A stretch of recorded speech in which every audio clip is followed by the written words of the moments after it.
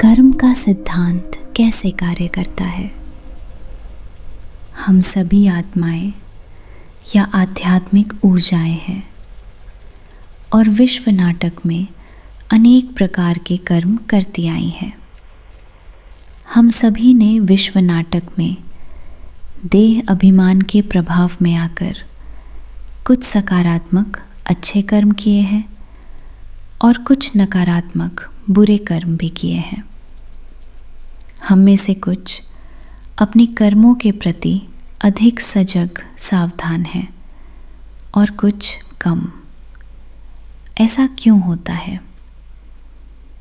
जब से हम विश्व नाटक में कई जन्मों से गुजरते रहे हैं, हमने कई प्रकार के अनुभवों का सामना किया है, जिनका असर न केवल हमारे संस्कारों पर बल्कि हमारे मन और बुद्धि पर भी पड़ा है।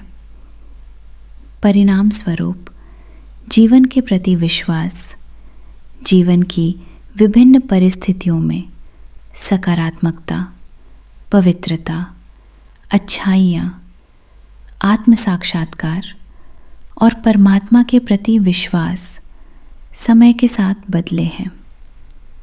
इसके अलावा हम सभी को कई प्रकार की जानकारी, कई अलग अलग संबंधों, विभिन्न जीवन दृश्यों का अनेक जन्मों में अनुभव हुआ है, जिसने हमारी चेतना को विभिन्न तरीकों से प्रभावित किया है और हमारे विचारों और धारणाओं को वर्तमान स्वरूप दिया है।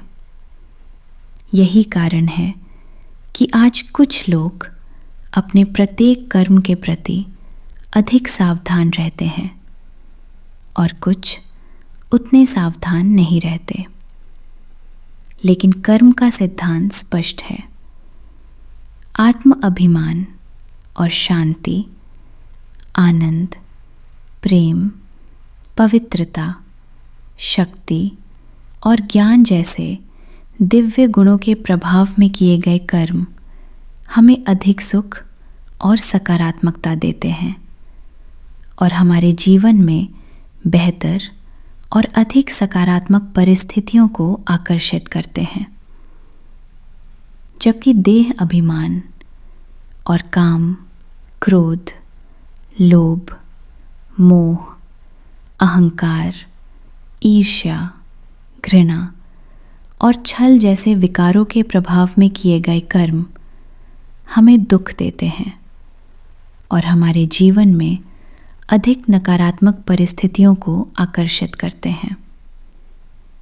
एकमात्र परमात्मा ही ऐसे हैं जो इस विश्व नाटक में अपनी भूमिका निभाते हुए हमेशा आत्म अभिमानी रहते हैं।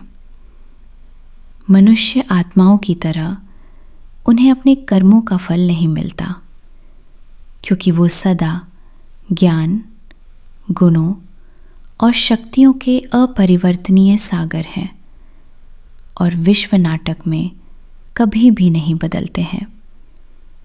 वो सदा संपूर्ण रहते हुए सभी मनुष्य आत्माओं तथा प्रकृति को हमेशा देते रहते हैं और कभी भी किसी से या प्रकृति से कुछ भी नहीं लेते। लेकिन मनुष्य आत्माएं जब विश्व नाटक चक्र के स्वर्ण और रजत युग से गुजरती हैं तो आत्म अभिमानी रहती हैं और विश्व नाटक के ताम्र और कलयुग से गुजरती हैं तो देह अभिमानी हो जाती हैं। इसलिए पहले दो युगों में कोई दुख नहीं होता और ताम्र युग से दुख शुरू होता है और जैसे जैसे विश्व नाटक ताम्र युग से गुजरता है और कलयुग के अंत तक पहुंचता है, दुख बढ़ता जाता है।